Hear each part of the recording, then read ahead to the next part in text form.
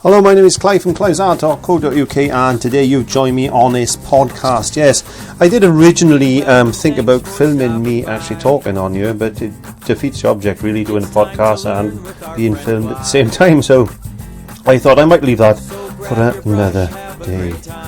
Now, I've written some notes and I've been going through some of my old training notes as far as perspective is concerned. Ooh, what is perspective? Well, we've covered a few different things, haven't we, in these podcasts. So just sit down, relax, get yourself a nice cup of tea. If you're sitting down on a train or you're listening to me as you're travelling to work or something like that, then just relax and listen to what I've got to say about perspective. Now, the rules of linear perspective, yes, that's the word I want to talk about today, linear perspective, provide one method of representing on a flat surface the three-dimensional reality of the world around us. Now, these rules can be particularly useful in helping us as artists, whoops, I just hit my mic, helping us as artists to solve the problems. Now, we've got to relate things to size, angles and position within our paintings or drawings, in fact. Now, all you have to do is follow a series of quite simple geometric procedures. Big words. No, don't like big words. Gives me heartache. Yes, not so much heartache, but it gives me heartburn. Geometric procedures. But you must remember that perspective is an artificial mechanical system. It assumes that you are looking at your subject from a fixed point, as we normally do when we actually trying to get a painting sorted out in composition. We're actually looking at the painting and putting things from fixed points. Now, that's what I mean by an artificial mechanical system. There's rulers and lines basically disappearing into the distance. Yes, that's what it is. Now, that doesn't allow for the fact that we normally see with two eyes. Yes, well, unless you're unlucky enough to have one eye, but I've got two. And so you should not always follow its rules to the letters as far as linear perspective is concerned. So simply put, simple objects appear to get smaller and less clear the further away from you that they are, or as they move into the distance, they get in smaller and less clear. Now, the basic level of perspective, we can represent this at a more advanced level, and it can also provide us with an accurate method of drawing very complex three-dimensional objects and their reflections of shadows even. Yes, it does, yes. So we can use all of these parallel perspective rudimentary geometric procedures to make things simple. But I'm not making them as simple as it sounds, I know. But I will be putting some drawings actually on the screen, so if you want to have a look, you'll see exactly what I mean. So imagine, you can imagine as well, yes. You can imagine that you are looking at a fixed object, say a building, I don't know, through a rectangular window pane, for instance. Now, the window pane can correspond to the surface of your painting or drawing. Now, the rays of light from that object converge at your eye, passing through the glass at certain points, and these points can be plotted. Now, if you've joined up all these points, you could make an accurate drawing of that particular object. Now, in perspective drawing, the pane of glass is known as the picture plane. The base of the picture plane, that's the bottom of your picture, is called the ground line. Now, this line also forms the nearest edge of another plane. Yes, it's called the ground plane. Oh no, it's getting complicated. Life doesn't do complicated.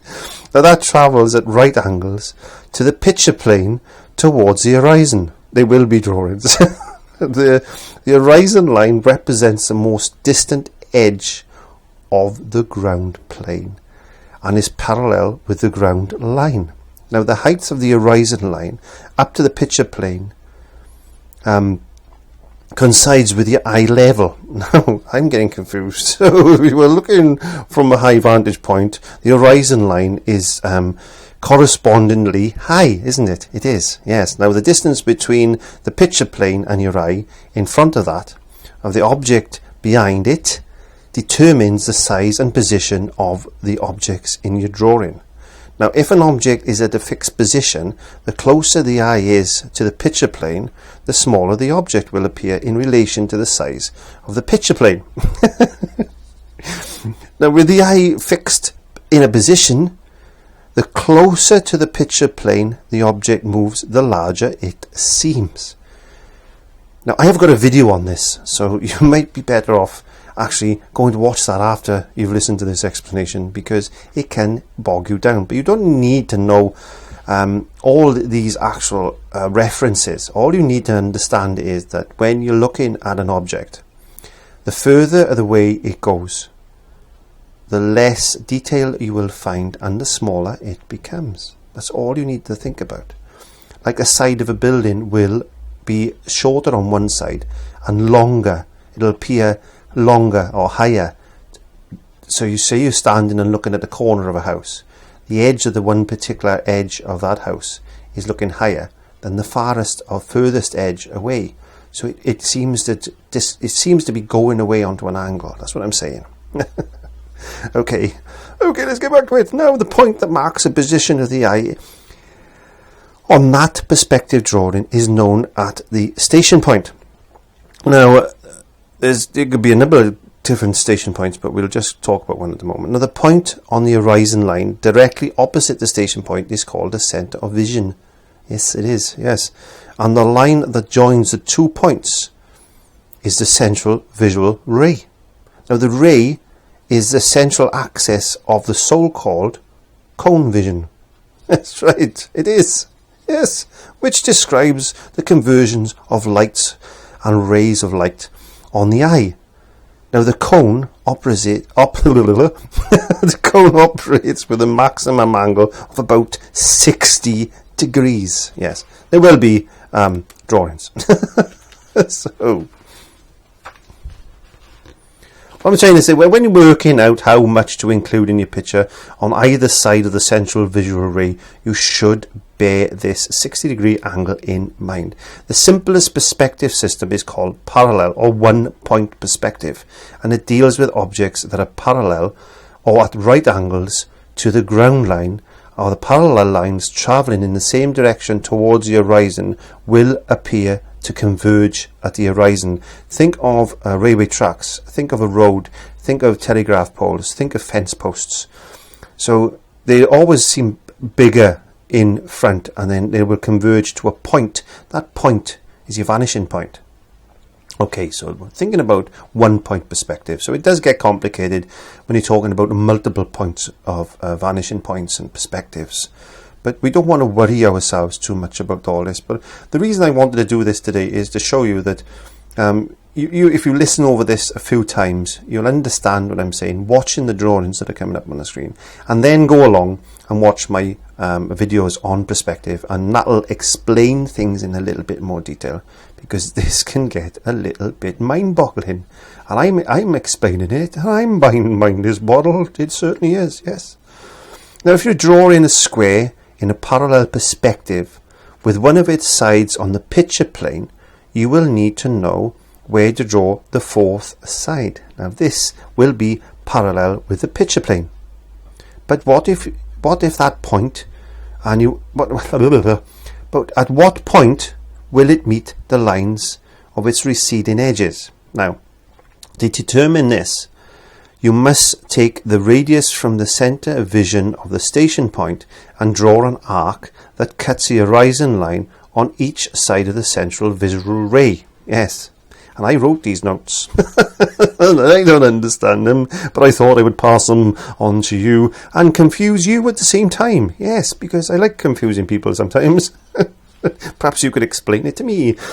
This will create 45-degree measuring points. Now, from either of the measuring points, you can draw a line at the corner of the square on the picture plane, and then on the opposite side of the central visual ray, the far corner of the square. will be where this line cuts the side of the square, and that recedes towards the central of the vision.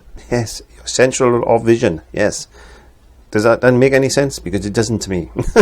So, if an object is at an angle to the picture plane, a single vanishing point is inappropriate. If the object recedes on either side of the central vision angle and 2-point perspective, it is used with the system's vanishing points plotted on either side of the central vision on the horizon line. Now, if that object also recedes in an upward or downward direction, and an additional ascending or descending vanishing point is employed above or below the horizon line. Now, this is known as an oblique or 3-point perspective. So I'm not going to talk anymore about perspective because it gets a bit confusing. Now, those are the notes that I wrote many years ago in a little book that I got, and is my notebook. And these things are very important to keep. So as I've explained before, I'm just having a little flick through my book actually. As I explained before, to listen to somebody explaining something is not as easy as watching somebody do something. And this is why I decided many years ago to actually do videos. Now, videos are a very good, they're auditory, they're visual, and that way you are getting maximum benefit. So I urge you, please, to pop along to my perspective. I got 1-point and 2-point perspective videos.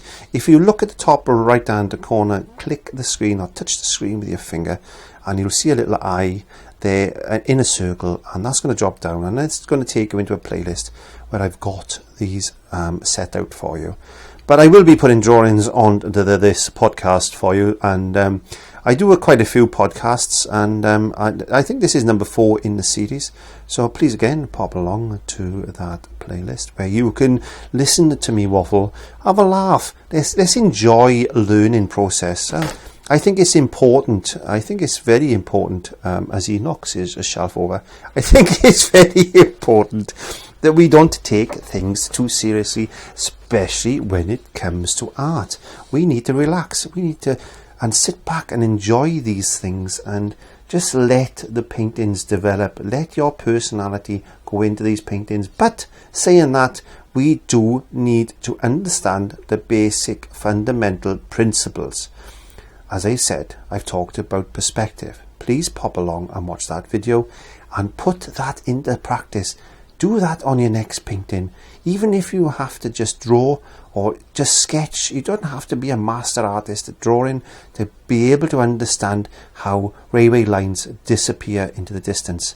So practice that principle, 1-point and 2-point perspective, watching those videos and listening to this podcast, and that will pay you dividends in the future projects that you are going to be painting. So I'm just going to leave that here today, and I'll be doing another podcast in a week or two's time.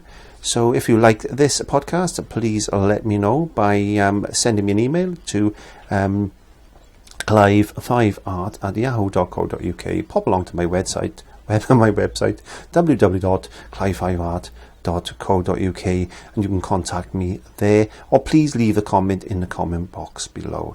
Please share and like my videos, that is always handy, and please give me a thumbs up just to let me know that you like the video and you would like to hear more. And I say hear more because these are podcasts. So without further ado, my name is Clive from clive5art.co.uk, and I will see you on the next one. Nice.